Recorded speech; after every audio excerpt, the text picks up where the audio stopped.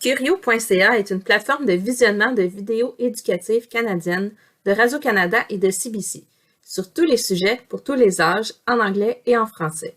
En tant qu'employé ou élève du Centre de services scolaires de Sainte-Hyacinthe, nous avons accès gratuitement à Curio.ca. Dans cette vidéo, on vous présentera la plateforme, on vous expliquera comment vous créer un compte et comment rechercher et partager du contenu. Si vous êtes à l'école, il est possible de consulter le contenu de Curio sans vous créer de compte. Par contre, si vous voulez consulter le site de la maison ou encore vous créer des listes de lecture, alors là, il faut se créer un compte. Si vous voyez cette page, cliquez sur « Essayez le nouveau Curio ». Ensuite, cliquez sur « Connectez-vous maintenant » ou sur « Connexion ».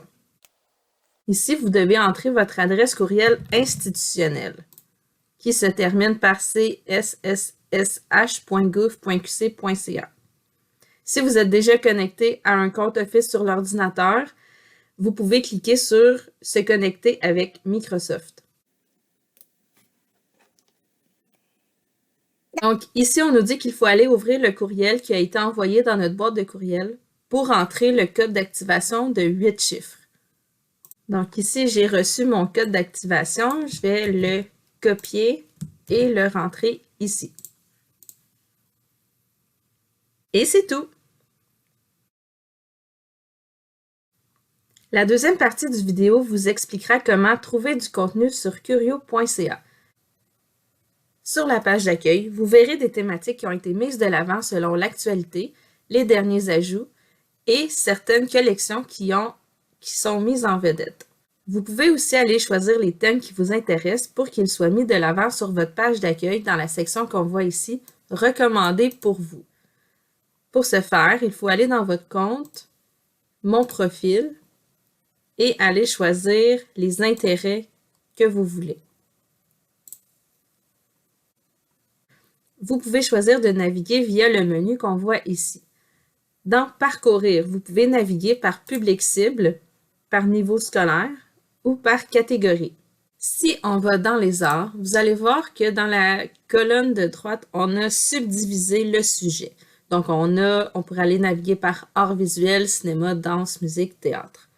Dans la liste des résultats, vous allez voir le nom du vidéo, l'année de publication et le public cible. On peut aussi aller appliquer les filtres. Donc, on pourrait aller choisir un niveau scolaire.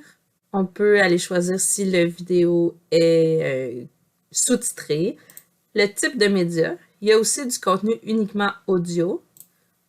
On pourrait aller voir de quelle émission provient la vidéo. On peut aussi choisir une année de diffusion précise ou encore aller chercher les vidéos qui sont accompagnées d'un guide d'accompagnement. Donc, quand on choisit une vidéo, vous voyez de quelle émission ça vient, le niveau scolaire, la durée, l'année de diffusion, ainsi qu'une courte description. S'il y a des documents d'accompagnement qui viennent avec la vidéo, ben vous pouvez les consulter. Ça ressemble à ça ici. Ils ne sont pas tous pareils, mais ça, c'en est un exemple. Si on va naviguer par « Découvrir », ce sont des vidéos qui ont été spécialement choisies sur un thème donné, comme par exemple ici, l'aide médicale à mourir. Vous pouvez aussi aller voir tous les thèmes qui ont été créés. Puis on peut naviguer aussi par les chaînes auxquelles le Centre de services scolaires est abonné. Finalement, on peut aussi chercher l'information en cherchant un mot-clé dans la barre de recherche.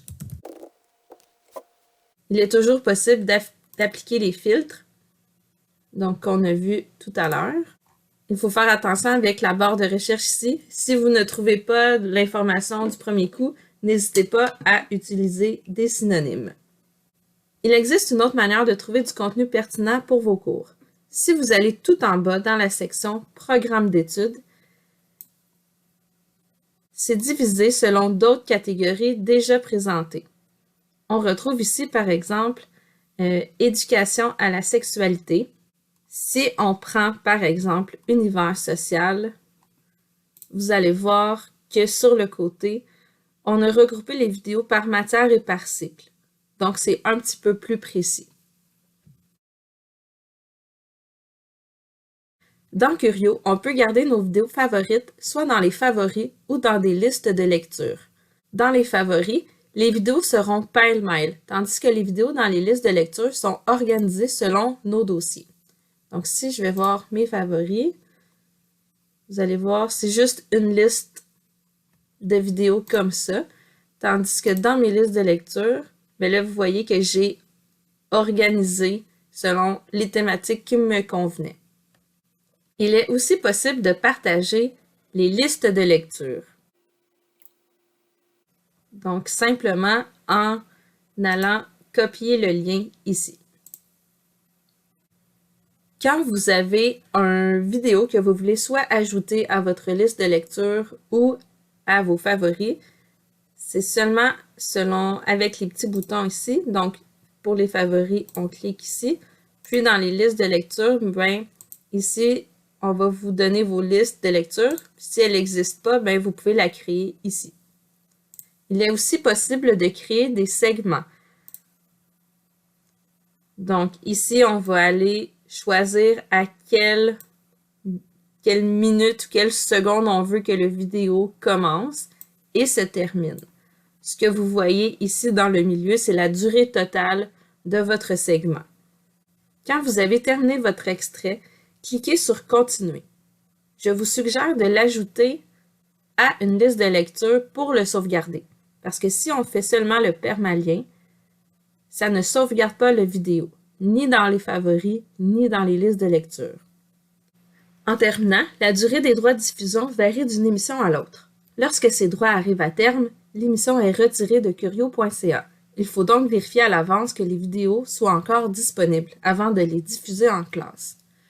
Il est aussi impossible de télécharger le contenu. Il faut donc s'assurer d'avoir accès à Internet pour visionner les vidéos.